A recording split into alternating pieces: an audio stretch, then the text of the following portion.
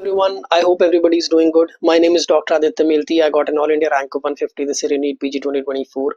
And at this particular time, when NEET PG 2024 is just a few crucial months away, or everybody is going on about either revising their resources or completing it for the first time and doing grand test, there would come a time in everybody's preparation which is actually inevitable, जहाँ पे you will be faced with the problem of GT plateau. That means एक certain point के बाद आपके grand test के marks बढ़ना बहुत ज्यादा मतलब बहुत इजीली बढ़ना कम हो जाएंगे. That means you will be the stuck at 130, you'll be stuck at 140, मतलब 130 to 150 के बीच में there'll be a time when you'll be stuck between 130 and 150. So this is a video on how did I break the GT plateau. जब मैं अपनी preparation कर रहा था तो yes there was a time when I was stuck. एक तो मेरे जीटी के मार्क्स कंसिस्टेंटली बहुत ज्यादा नहीं थे, they were consistently very low, but still there came a time when I was stuck at 130 and 150. So this time is actually inevitable in everybody's preparation. और उस पर्टिकुलर टाइम पे I made some micro and macro changes in the way I revised my resources, and I also made some changes in my resources. So that's the first thing that I want to say at this particular time before beginning the video, that you should be open to a few changes in your strategy. You shouldn't be rock solid about the strategy that you're following कि अभी तक मैंने ये strategy follow करी है तो मैं आगे भी ये strategy follow करूंगा और इसी से सब कुछ हो जाएगा. There is always a room for change. There is always a room for improving your strategy. That's why I'm against those people who are selling their revision strategy, who are selling their study strategy either on YouTube, Telegram, or anywhere else.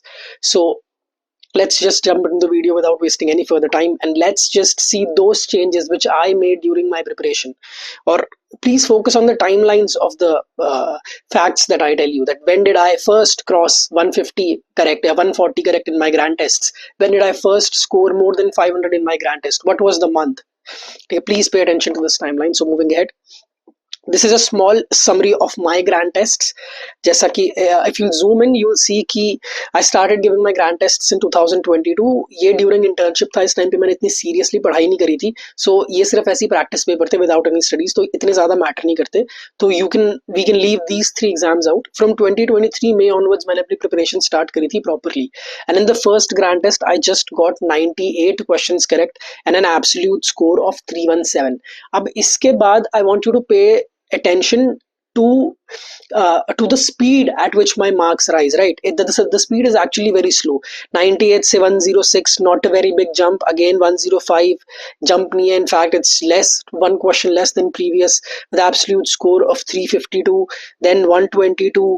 ठीक है, धीरे धीरे करके ऐसा हुआ, and this is approximately I think so. यहाँ पे देखो जनवरी आ गया, right? It's January 2024 and I still haven't got 140 plus correct, and I still haven't got 500 plus in any grand test. जनवरी आ गया है, ठीक है. अब हमारा इस टाइम पर हमारा एग्जाम इतना जल्दी आगे पोस्टपोन नहीं हुआ था, राइट? इस टाइम पे वो मार्च में ही था, तो मार्च में मेरी प्रिपरेशन की लेवल क्या था ये इससे दिख रहा है, ठीक है. इसके बाद हमारा पेपर अगस्त 11 को पोस्टपोन हो गया था, मतलब अगस्त में पोस्टपोन हो गया था, तो फिर और ग्रांड टेस्ट देने का मौका मिल गया था. और इस टाइम तक मैं सिर्फ एक ही ग्रांड टेस्ट हर महीने लगभग दे रहा था, ठीक है. तो दिस वॉज माई मिस्टेक, जिसमें मैंने आगे चल के इंप्रूव करा. इसलिए मैंने अपनी किसी वीडियो में ये नहीं बोला है कि आपको ग्रांड टेस्ट कम देना है, जैसे जैसे आ रहे हैं वैसे वैसे देते जाओ, ठीक है. देन February onwards ठीक था. तो first grand test, it was my 13th grand test, sorry not 13th, it was my 14th grand test, जिसमें मैंने पहली बार 140 प्लस अपने अटेम्प्ट सही करे क्वेश्चंस, एंड पहली बार मैंने 560 अपने फरवरी के उसमें क्रॉस किया था 500 plus. That was approximately after 15 to 16 grand test. हो सकता है कि इसमें एक दो ग्रांड टेस्ट की डिटेल्स मिसिंग हो. 15 से 16 ग्रांड टेस्ट के बाद मैंने पहली बार 500 का मार्क क्रॉस किया था, और अप्रॉक्सीमेटली 14 ग्रांड टेस्ट के बाद मैंने पहली बार 140 करेक्ट का मार्क क्रॉस किया था. दैट मीन्स कि एक चीज जो आपको यहाँ पर ध्यान देनी है इस पूरी समरी से, that patience is waiting, not waiting passively. मतलब इसका मतलब ये नहीं है कि आपको बैठ के कुछ नहीं करना, right? Patience is not waiting passively, but it's keep going when going is hard and slow, right? This is patience. मतलब अगर 5 ग्रैंड टेस्ट के बाद मैं ये सोचता कि यार my friends are scoring more than 140 150 plus, my friends are scoring close to about 160 plus, तो I am far behind them, right? I am approximately 40 to 50 questions behind them. तो आगे चल के मेरा तो क्या ही होगा, उनका तो सिलेक्शन पक्का है. मेरे को तो ऐसा लग रहा है कि मैं क्वालिफाई भी नहीं करूंगा अपने नीट और आईएनएस सेट में. सो ये at a particular point in your preparation, हर बच्चे के दिमाग में, हर स्टूडेंट के दिमाग में एक ना एक टाइम पर ये जरूर आएगा कि जो मैं कर रहा हूँ वो ठीक भी है, जो मैं मैं कर रहा हूँ, is it really worth it, is it actually going to yield any good result in the future. So you have to keep going through this, right. Slowly progress करो, धीरे धीरे करके प्रोग्रेस करो, एक एक दो क्वेश्चन से प्रोग्रेस करो, but you will only progress if you keep giving GTs. तो ठीक है. And success is the sum of small efforts done repeatedly day in and day out. It's very important to understand that giving grand test, revising your resources, giving grand tests and analyzing your grand tests, doing your PYQs and custom modules day in and day out, whether you feel like that it's yielding any result, whether you feel like कि कोई चीज सही हो रही है नहीं हो रही, is very important. फाइनली चीजें जाके सही तभी होंगी जब आप रोज के रोज ये चीज करोगे. ठीक है. और ये भी bloom where you are planted, right. कि जो भी कंडीशंस हैं, जैसी भी कंडीशंस आप फेस कर रहे हो, जैसी भी कंडीशंस आपके आसपास हैं, उन्हीं को सरवाइव करके आपको आगे बढ़ना है, right. You can not fight the system as of now, you have to be a part of system, you have to first ace in the system and then fight the system. बहुत सारी problems हमारे system में भी है, NV में भी है, MCC में भी है, right. We can not fight right now, we have to go with the flow. So सबसे पहली बात है कि देख लेते हैं कि GT स्कोर्स, प्लेट्यू का एक्चुअली मतलब क्या है, what are the GT scores जिसको प्लेट्यू कंसीडर करना ठीक है, right.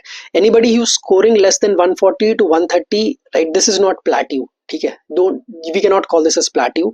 The only reason can be lack of revision. आपने अपने resources को बार बार रिवाइज नहीं करा है. You haven't mastered your resources yet. So the first thing that you have to do is master your resources, revise your resources. Do not think of adding anything to your resources as of now, क्योंकि आप even if you're using small resources, वही अभी आपको ढंग से करने हैं till you get at least 130 correct, 120 to 130 correct. After that we'll think of anything else, right. So stick to resource and PYQs. Now 130 to 150 correct. ठीक है. अब if अगर आप यहाँ पर फंस रहे हो, ज्यादातर बच्चे यहाँ पर ही फंसते हैं, ज्यादातर स्टूडेंट्स अपने प्रिपरेशन में 130 to 150 के बीच में ही प्लेटू करते हैं, राइट. सो इस पर्टिकुलर पॉइंट पे you have to make very few micro and macro changes to your resources, the way you are giving grand tests and the way you using custom modules. अभी तक हम custom modules, till now we are using custom modules as a source of resource, right, as a source of knowledge. जो हम PYQs वगैरह वाले tags लगाते थे custom modules में, previous INI set, previous NEET या इमेज बेस्ड क्वेश्चंस, और उनमें से जो क्वेश्चंस गलत होते थे that we used to annotate in our notes, right. They were used as a form of a knowledge building resource. After this particular time, once you've reached 140 correct, once you've reached 135 to 145 or 150 correct, and you're stuck there till from 2 to 3 GTs again and again, the next thing that you have to do is change the way you use your custom modules, change the way you analyze your grand tests, and change the way you use your resources. अगर 150 to 160 correct है तो everything looks good भाई. ये तो मेरे को I think so 160 plus correct मेरे सिर्फ एक ही बार हुए थे, किसी एक GT में या 2 GT में हुए थे. I think so it's एक ही GT में हुए थे. हाँ, नहीं 160 प्लस करेक्ट एक ही GT में हुए थे, 160 एक और ग्रैंड टेस्ट में हुए थे, तो 2 ग्रैंड टेस्ट में 160 प्लस करेक्ट थे. तो इनके लिए तो सब बढ़िया है भाई, जैसी लाइफ चल रही है वैसी चलो. और दूसरी चीज ये है कि nothing changes if nothing changes, right. अगर आप अपनी स्ट्रैटेजी फॉलो करके 150 करेक्ट तक पहुंच गए and then nothing is changing, then you have to do a few changes in your strategy, right. Don't be rigid about your strategy, keep on doing mistakes and keep on learning from your mistakes. और किसी और की strategy YouTube पे follow मत करो, या Telegram पे जो आपको स्ट्रैटेजीज दे रहे हैं 6 months perfect strategy, there is no perfect strategy. Every strategy is in itself special, your every effort is special. ठीक है. Nothing changes if nothing changes. अब देखते हैं कि मैंने अपने रिसोर्सेज को कैसे what changes did I make in my resources. तो आप कोई भी ग्रैंड टेस्ट देते हो, फॉर एग्जांपल अगर मैंने ये ग्रैंड टेस्ट दिया, ये ग्रैंड टेस्ट मेरा 7 फरवरी 2024 का था, ठीक है, और 7 फरवरी 2024 में मैंने ग्रैंड टेस्ट दिया और मेरे 369 टोटल मार्क्स आए, 102 क्वेश्चन करेक्ट हुए. तो हर ग्रैंड टेस्ट के नीचे आपकी सब्जेक्ट वाइज आपको एनालिसिस तो मिल ही जाता है कि वीकेस्ट सब्जेक्ट कौन से हैं.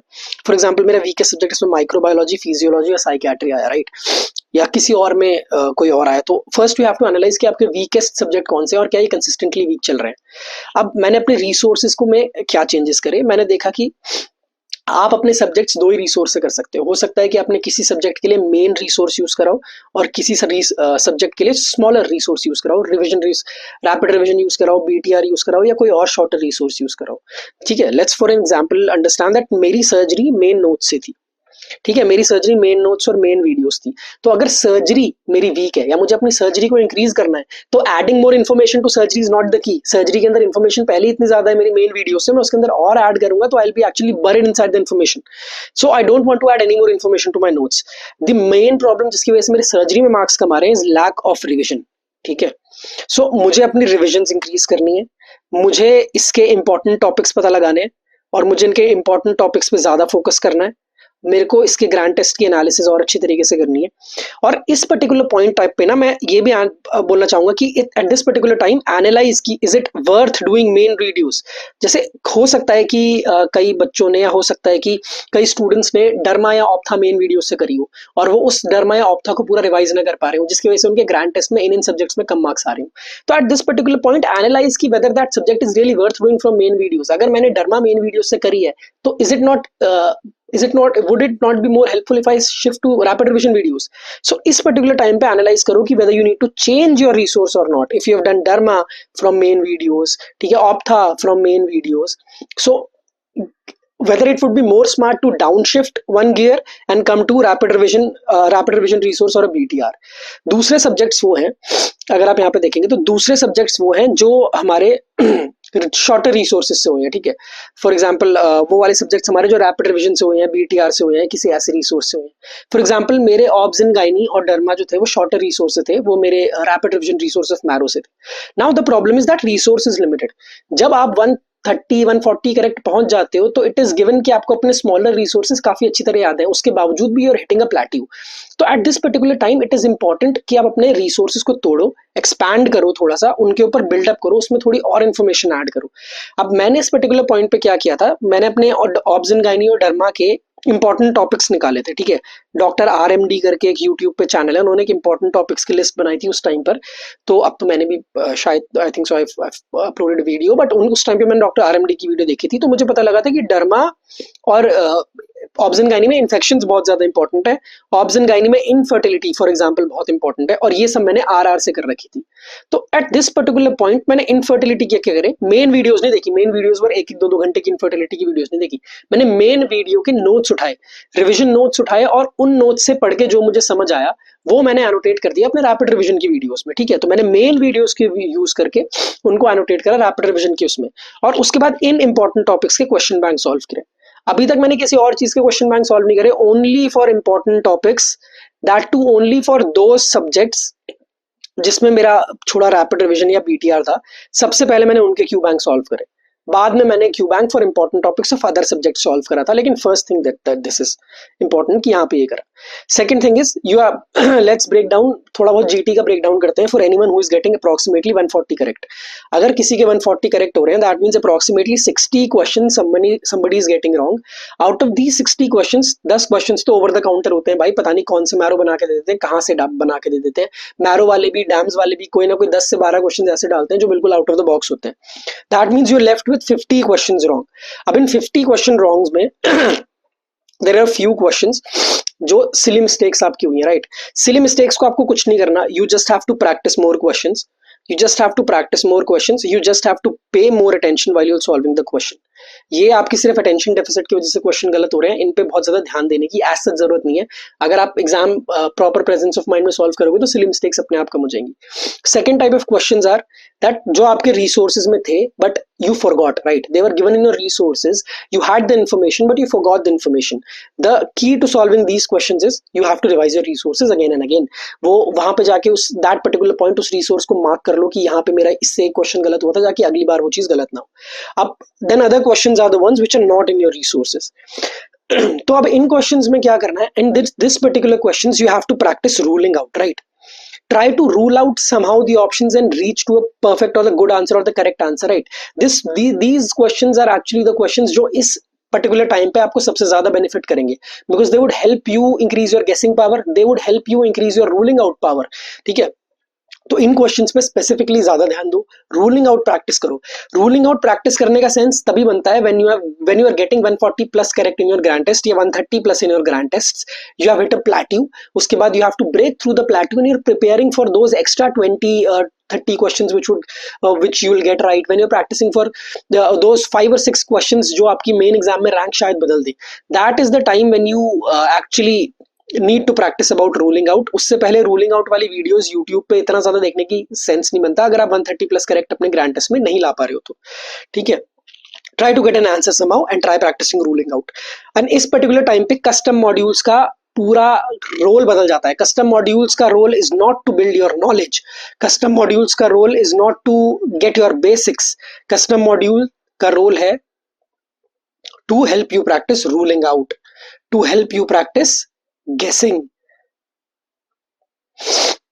So at this particular point, custom modules can use all tags in your custom modules, solve difficult questions in custom modules, try ruling out, try to get answer to these problems, and practice ruling out. That is how at after 140 plus correct, you will practice ruling out, and you'll break through the barrier of 140 correct. You'll break through that barrier of that you stuck at 140 to 150, and anywhere 155 plus or anywhere around 160 plus is a good score in grand test. You do not need to aim 170 correct, 180 correct. If somebody is getting 170 correct and 180 correct, he has only one way to go, that means down. ग्राम NEET में final NEET में सिर्फ एक ही चीज हो सकती है, उसके नंबर इससे कम ही आ सकते हैं, इससे ज्यादा ऐसा तो कोई नहीं होगा जिसमें इसके 180 यहाँ पर 180 करेक्ट हो रहे हैं और नीट में जाके 200 के 200 करेक्ट हो गए. Any person who is getting 155 correct has a scope of improving to 160 correct, 170 correct in his main NEET, because he's constantly practicing. Anyone who is getting more than 170 correct is already would have a confidence in his mind कि भाई मेरे 170 तो GT में ही सही हो रहा है, NEET में तो 170 मिनिमम सही हो ही जाने चाहिए, तो रैंक तो अच्छी आ ही जाएगी, right? So that type of confidence at this particular time can harm more than benefit you. So it is better to score a little average 150, 160 correct, and keep your foot on the pedal and actually try getting more questions right, try practicing ruling out and everything else that would help you in the exam. So दो चीजें, don't focus on any pre-made schedule, make your own schedule, make your own mistakes, use your custom modules a little differently, use your resources a little differently, add upon your resources thinking about which topic is important, which is not, right? एक time के बाद आपको targeted studies करनी पड़ती हैं, and this is the time when you're getting 140 plus correct, this is the time when you have to do targeted studies. Thank you very much.